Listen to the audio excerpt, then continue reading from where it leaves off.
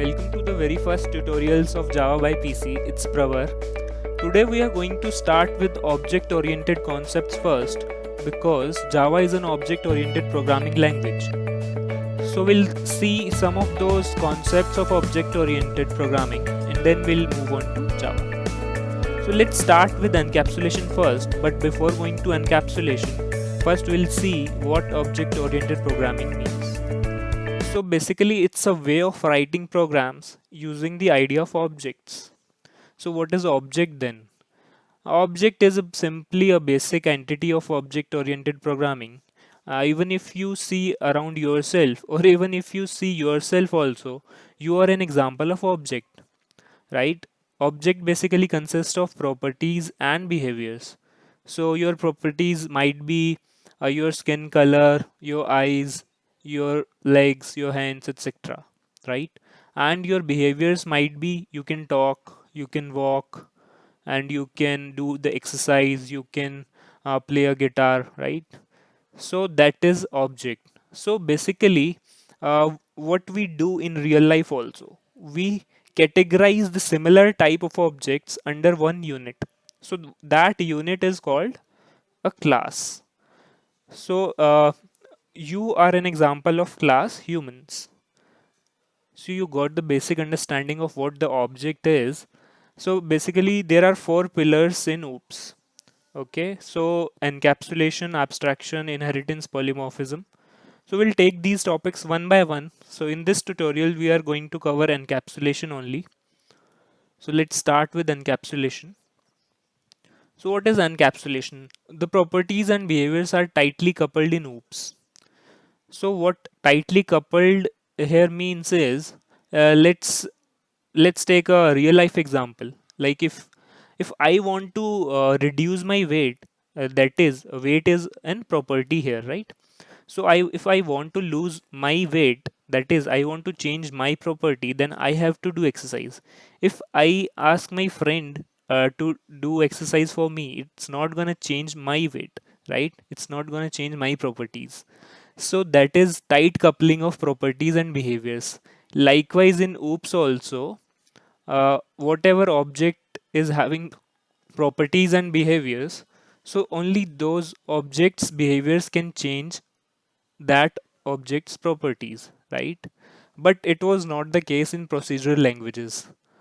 uh, if you have some knowledge of C language, then you must have seen in procedural languages, the functions are can be called by anyone, so it also have less security. So in OOPS, tight coupling is enhancing security and decreasing the chances of hacking, etc. Right?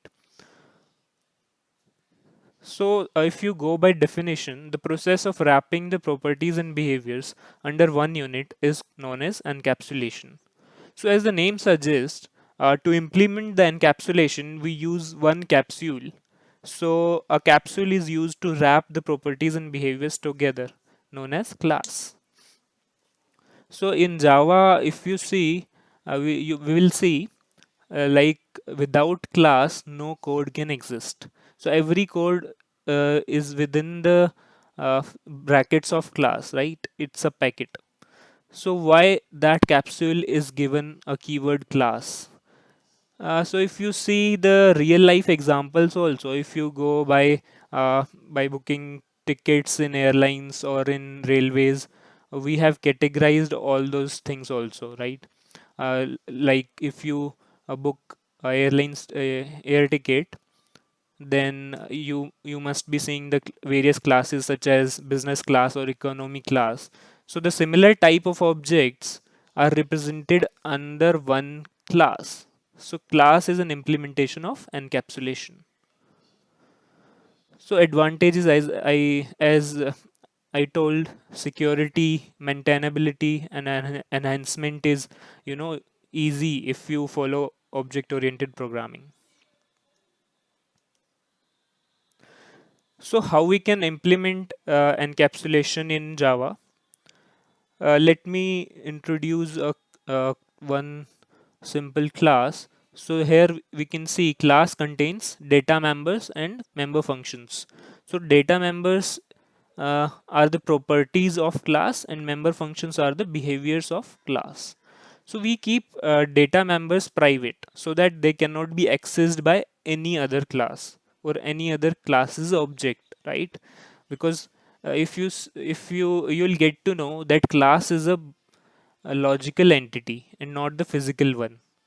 If you see in real life also, humans is a class, but it does not exist. What exists is you are the object of class. So class is a logical entity, right? So we'll implement encapsulation by in how we can implement encapsulation is we have information hiding in our class plus the abstraction. So let's understand this with an example. So here we can see a simple example of class. Uh, you don't worry about the structure of the class. We'll go there also in further tutorials. Right now you just focus on the example like there is a class account and it has data members, or you can say properties, that is balance. So the balance of your account should not be accessible outside world, right? So we make that private, and we have the behaviors like get balance, that is returning the double balance amount, okay? And it's also doing validations like if the user is logged in, if the user is authenticated, it's needed, right? So another example of method is set balance. If someone wants to deposit an amount, then it is doing just basic maths, right? So here we can see we are hiding the information here by making the properties as private. So and then how we can implement encapsulation is information hiding plus abstraction.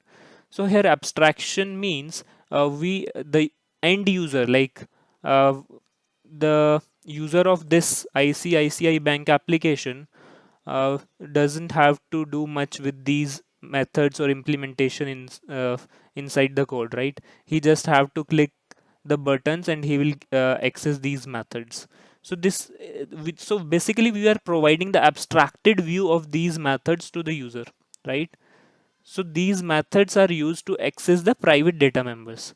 He cannot directly access the balance property, but he can do that with these methods and with the abstracted view.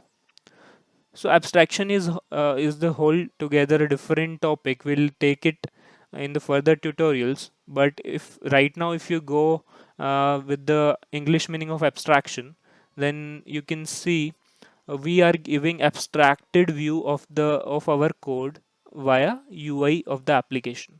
So end user has the UI to call these methods. He just get the abstracted functionality of these methods.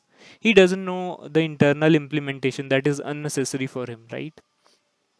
So whenever you want to see if the encapsulation is implemented in the class or in the project, you just have to see two things.